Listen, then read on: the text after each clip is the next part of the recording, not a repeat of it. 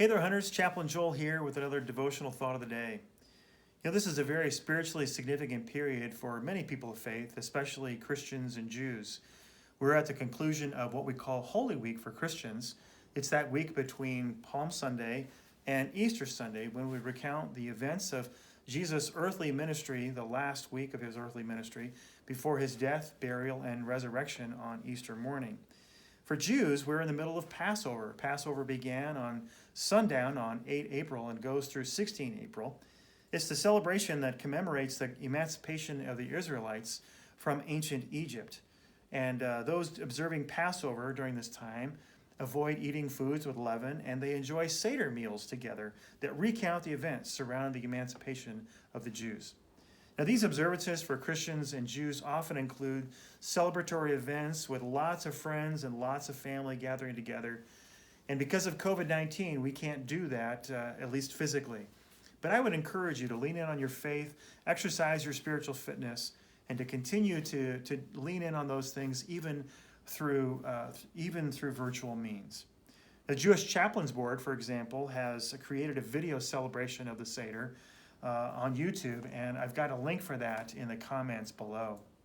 Churches around the world will be celebrating the events of Good Friday and Holy Saturday and Holy Sunday in a variety of means, and I encourage each of you to tune in and be a part of that with your family.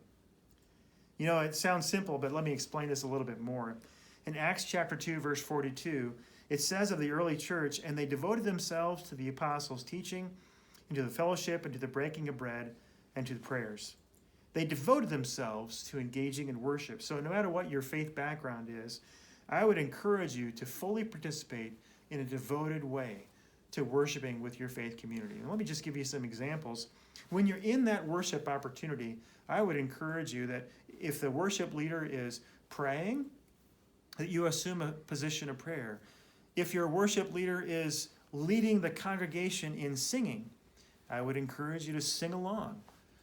If the congregation is doing responsive readings, I would encourage you when the congregation is invited to participate that you indeed do say out loud whatever that reading is. And if your worshiping community has a live time when the church or synagogue or whatever is gathered together to worship, I would encourage you to tune in at that time. It helps in terms of keeping that process regular and also some sense of community, worshiping the same time everyone else in your community is. It's okay to sip a cup of coffee and maybe be in your jammies while you're worshiping, but I encourage you in every other way to worship just like you would if you were there.